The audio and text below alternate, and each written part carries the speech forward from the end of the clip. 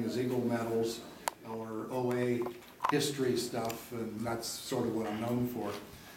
And this year I said, you know, let's do something different. People won't probably be too interested, but let's at least try something a little different.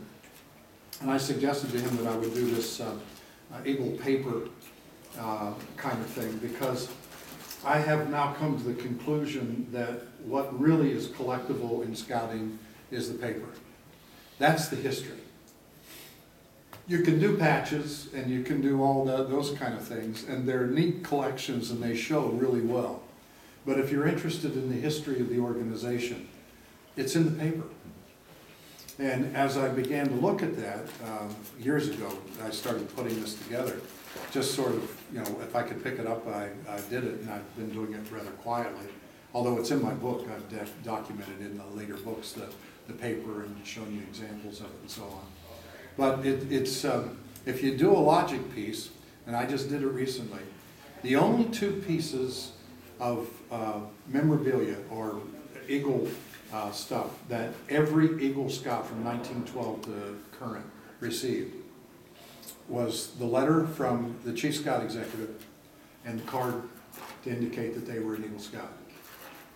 That's the only thing that every Eagle Scout, 100%, have received. You might immediately go to the medal and say, no, everybody's gotten a medal. That's not true. There are many councils that didn't supply medals, and if a kid didn't have the money, he couldn't buy one. And particularly after the patches came in, the councils would provide patches, or a troop would provide a patch for a kid to put on his uniform, but they wouldn't provide the medal because of the cost involvement or whatever. And of course the patch didn't show up till 1924, so all the Eagle Scouts from 1912 to 24 didn't have a patch. So the only two pieces of memorabilia an Eagle Scout has, every Eagle Scout has received, is the letter and the card. The certificates, the wall certificates, did not start until about 1943. James West was not interested in for whatever reason, and when West retired, Albert Fretwell became the Chief Scout Executive, and Fretwell brought in a whole new family of Eagle materials, and we'll take a look at that in a minute. So, what I'm going to show to you is the progression, and point out some fun things along the way. And rather than this being sort of a lecture, as you have questions or you're wondering about what you see, please ask me, and I'll try to respond to that. We'll start with the letters because they're the easiest and they're all in one spot, and then we'll go to the cards and their certificates. This book is has all the letters that I have. The way I decided to collect the letters was one per year, so that at the top of the letter it's documented as 1924, 1925, and so on. Then after a while I began to realize that scouting was not a calendar year, but they changed officers at the end of May or end of June after a while. So then you end up with a letter for the year, but you can end up with two different letterheads because of the change in who was the president or someone that was added to. And for a long time, they listed everybody on the left-hand side of the letter.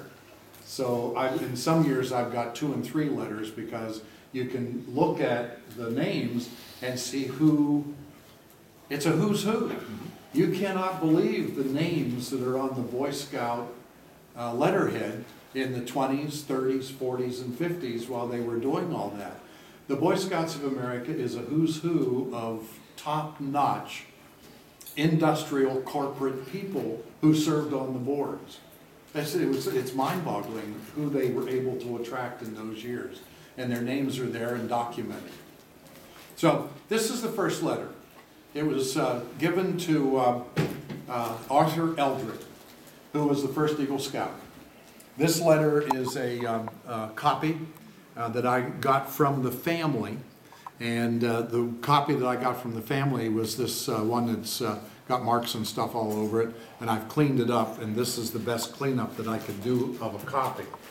The letter does exist, I'm told, somewhere in the archives of the National Museum, but they can't lay their hands on it. Or they're not going to lay their hands on it and show it to me. One or the other. They can't either find it or whatever. But I've sent some other people over who are staff types and asked for that, and they couldn't get it either. So the letter exists, but we don't know where it is. And I'm assuming the card exists, although I couldn't get a copy of that from the family either. But this is the first letter.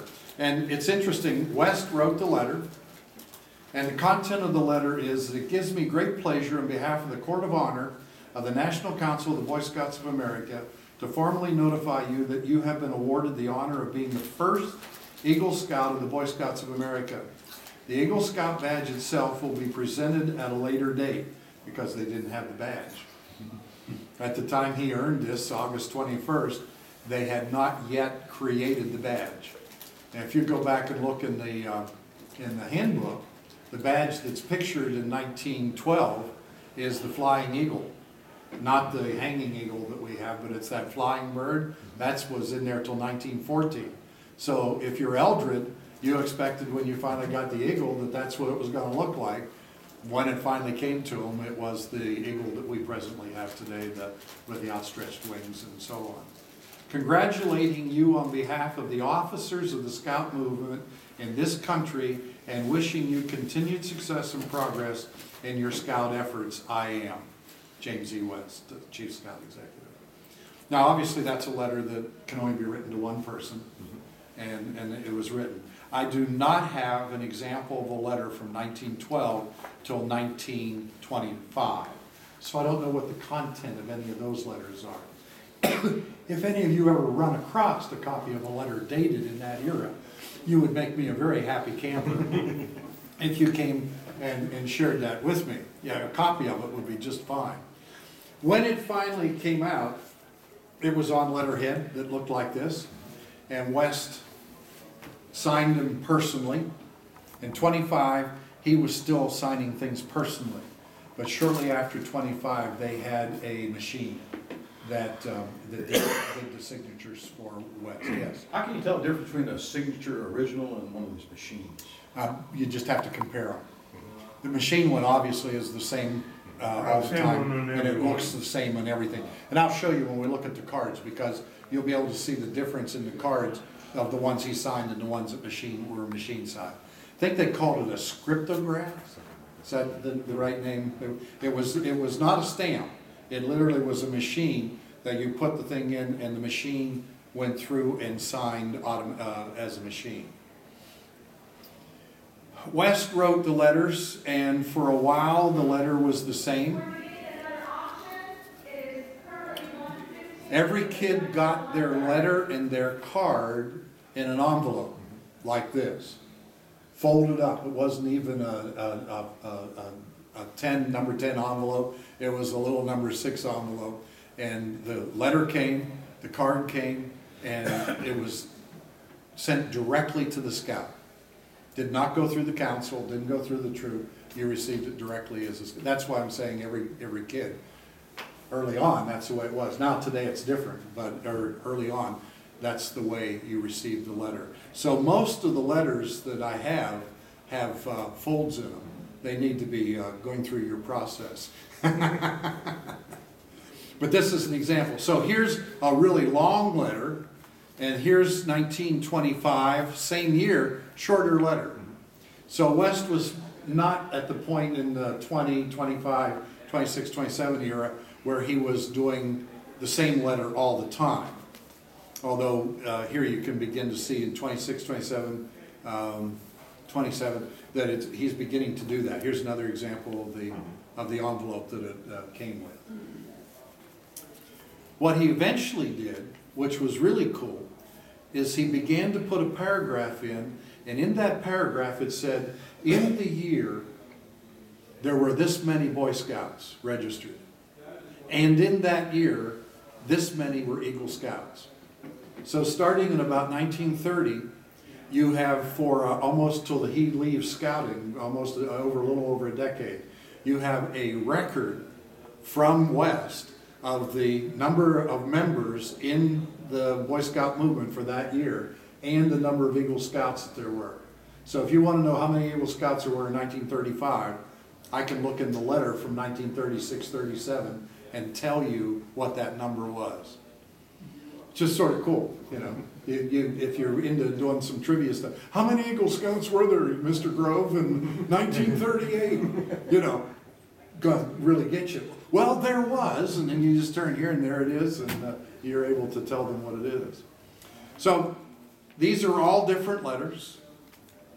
Some of them I had to make copies of. This is December 1932. I do have a 32 letter, but this is a 32 letter also. You okay, Jim? Yeah, I just gotta stand. Okay. 32, 32, 34, I need a letter. So in the, wherever I've got needs, I've just stuck in something like this so that I can sort of see what it is. This weekend, I was sitting out there last night. We were just getting ready to leave, somebody came up and said to me, when we started talking, he said, my son got his, I never got Eagle, but my son got his Eagle in 2006. Really? 2006? Yeah. Can you send me his letter? 2006 happens to be a blank. So on Monday, I will be getting a copy of his color copy of his 2006 letter, and it will go in. And of course, the letters of that era, as you see, you make a copy of them, color, and it's like an original because there's no embossing or anything. So I can put that in, and I'll mark it as a copy in my stuff. But I'll have filled in so going home from the traderie, I'm happy I got one piece to put into my collection, kind of thing. When did you start this? Start doing this? Probably a decade ago. Just quietly doing it and not thinking a whole lot, just putting it away. And then, you know, as you get into it and you get more and more of it, then you get serious.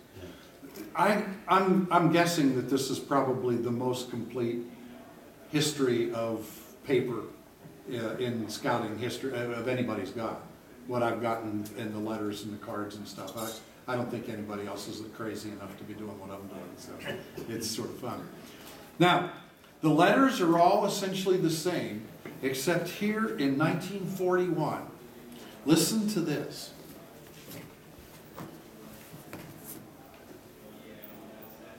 At this critical time in our country's history, May 1941, those who are so fortunate to have received special training through scouting are privileged to make an extra contribution to their country.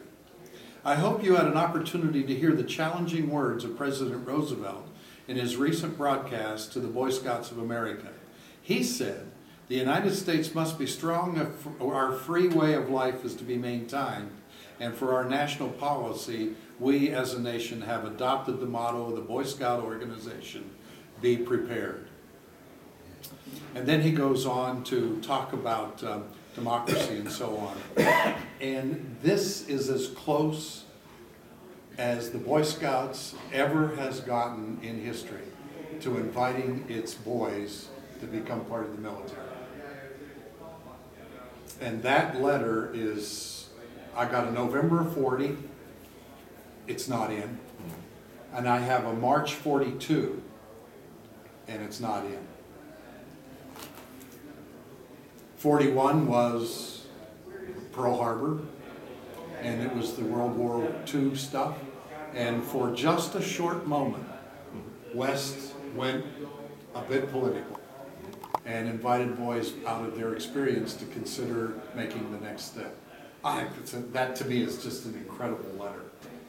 But we don't know that actually happened. I mean, how many of you knew that we did that West did that, or scouting did that?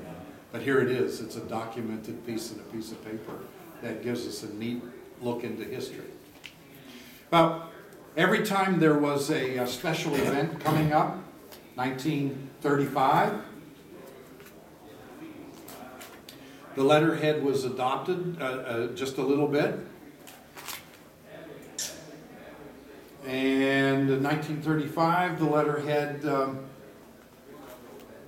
oh geez, I hadn't seen that till just now.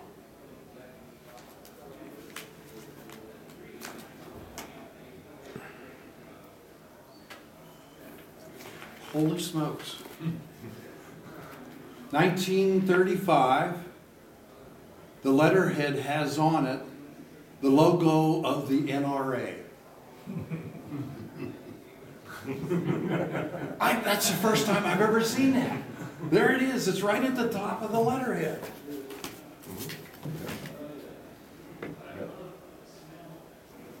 "1935 NRA, 1935 NRA, 1935 December NRA, 1936 May gone." What happened in 1935?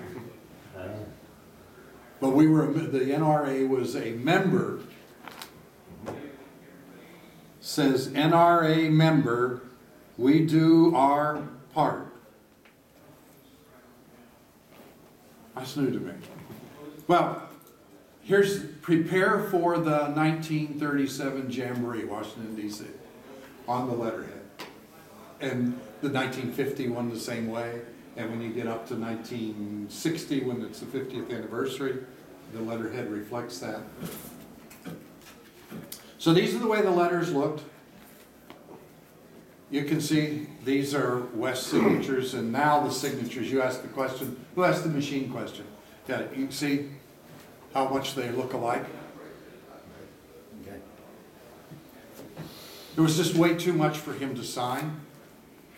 The transition from West, 1942 October, November 1943 Fretwell.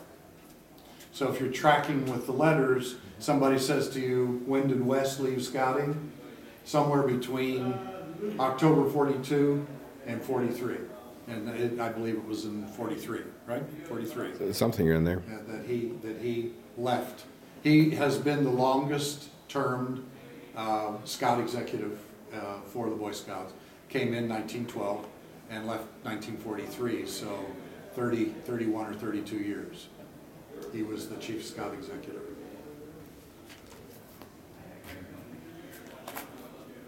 Now, it stayed a thing of the Chief Scout Executive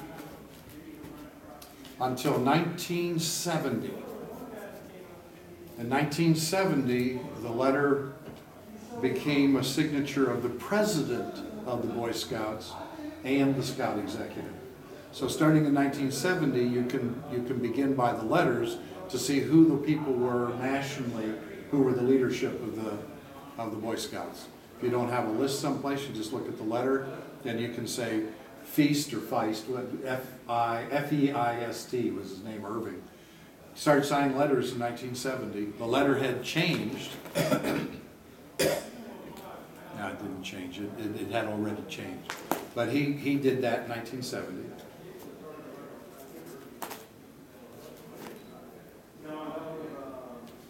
Rinker, Arch Munson, and then the letterhead changed here, but they're still doing the same thing.